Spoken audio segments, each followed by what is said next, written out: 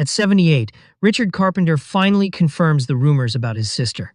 I'll be honest, when I first saw this title, I expected tabloid nonsense.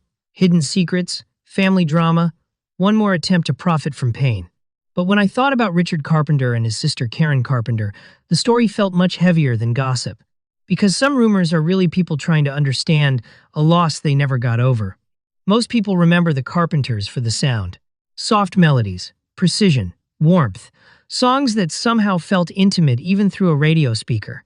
And at the center of it all was Karen's voice, one of those voices that doesn't just sing to you, it reaches something deeper.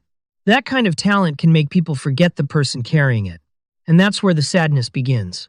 What surprised me most, revisiting their story, is how much of the public image was control, polish, perfection. Everything looks smooth, elegant, balanced, but inside many perfect images, something is struggling. Karen's battles with health and body image later became part of a larger public conversation, especially after her death. The world began using her story as a warning, a tragedy, a symbol. Yet symbols can erase humanity. She wasn't only the sad story. She wasn't only the cautionary tale.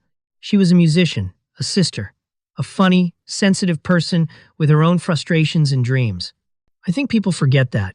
And for Richard Carpenter, imagine carrying that history for decades. Not just grief, but public grief. Questions repeated endlessly. Speculation repeated endlessly. People asking what should have happened, what could have happened, who knew what, who missed what. There are some losses the world never lets a family keep private. That must be exhausting. If Richard finally confirms rumors, I suspect the truth is less dramatic than people hope. Usually it is. Maybe he confirms how talented Karen really was, beyond what audiences knew. Maybe he confirms how deeply she suffered. Maybe he confirms how misunderstood their family has been.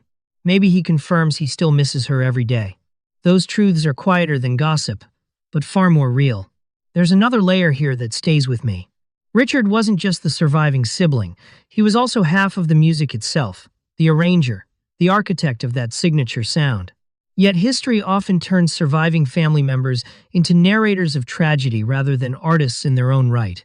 That's unfair. He lost a sister and spent years being asked to explain the loss instead of celebrate the life. I can't imagine that burden. And still, he has protected Karen's legacy for decades.